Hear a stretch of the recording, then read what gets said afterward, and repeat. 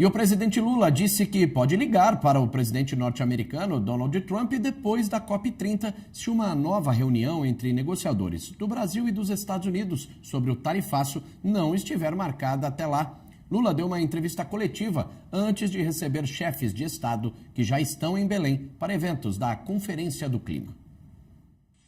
Eu saí da reunião com o presidente Trump certo de que a gente vai estabelecer um acordo. Ao terminar a reunião com o presidente Trump, eu disse para ele que era muito importante que os nossos negociadores começassem a conversar logo. Eu sugeri que fosse na mesma noite. Não foi na mesma noite, mas foi no outro dia de manhã, às 8 horas. Tá? Houve a primeira reunião. E agora, o meu ministro das Relações Exteriores, o meu vice-presidente da República e o meu ministro da Fazenda estão preparados para marcar uma nova reunião, se for o caso, ir a Washington para negociar. E eu disse ao presidente Trump, com todas as letras, e entreguei por escrito. Sabe? Para não ficar aquele dito que as palavras voam. Eu dei por escrito.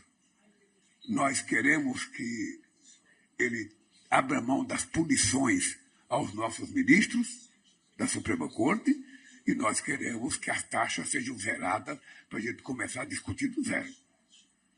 Aí sim você vai começar a negociação. Disse para ele que eu reconheço que um país pode taxar o outro.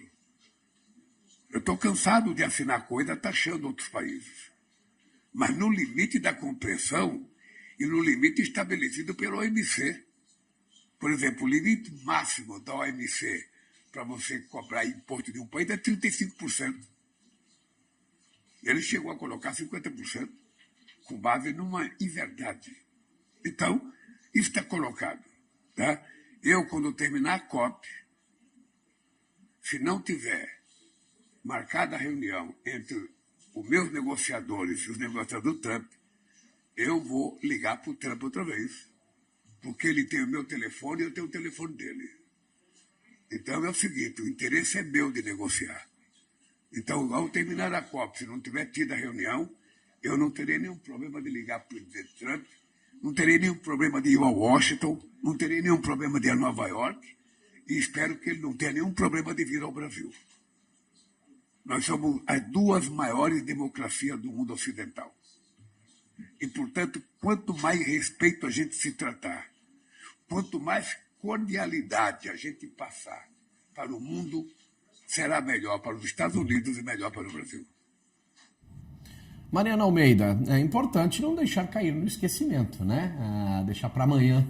É importante que as negociações avancem dia a dia para que se chegue aí a acordos, principalmente nas áreas, claro, na área comercial, né, sobre café, tarifa também de suco de laranja, também da carne. Então, é importante esse recado, né, do presidente Lula dizendo, olha, gente, ou vocês continuem a negociação ou eu vou dar uma ligadinha para o Donald Trump para que isso aconteça, né? Sempre importante deixar isso na pauta, deixar isso no radar, né, Mari? Pois é, claro, porque de alguma maneira antes a gente estava com a porta fechada, a química, a petroquímica, enfim, toda a relação entre Lula e Donald Trump permitiu que fossem abertas as negociações, abriu espaço para a equipe entrar em jogo, só que foi mandado um recado também para a equipe que era o seguinte, vocês vão discutir os termos econômicos, os termos aí necessários para a negociação apenas no âmbito econômico, da racionalidade econômica. Se tiver alguma questão política, joga para a gente. Isso também foi um dos recados da conversa de Lula com Donald Trump. Acontece que, do ponto de vista econômico, é particularmente curiosa a questão tarifária. Por quê? Porque quando ela é colocada, ela não vem com uma razão econômica. Então, o que gera, o fato gerador da conversa, são aspectos políticos. Então, esses não é para discutir, é para discutir o aspecto econômico da tarifa. Vamos ver qual que é a racionalidade. E a racionalidade da tarifa, ela na verdade, não se coloca nem para o Brasil, nem para os Estados Unidos. Ou seja, dado que no caso brasileiro, a exceção da maior parte dos países com quem foram feitas negociações até agora, os Estados Unidos é superavitário em relação ao Brasil no comércio e alguns dos produtos que estão recebendo as tarifas ainda, eles nem são produzidos nos Estados Unidos, como é o caso do café, ou são produzidos em quantidade que não é relevante para a produção, para a atividade interna. Na verdade, a sustentação da tarifa é racional de saída, como se não tivesse muito o que negociar. Não é para ter a tarifa, né?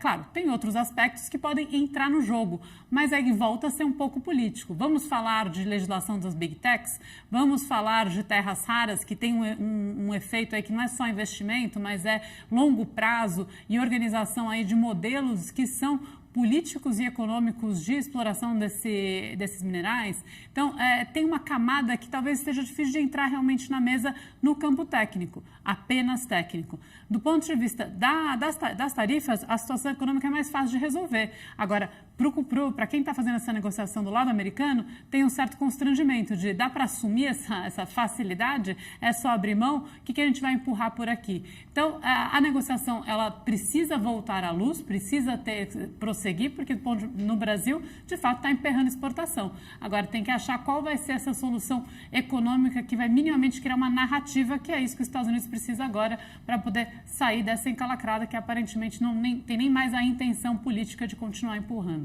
Vai.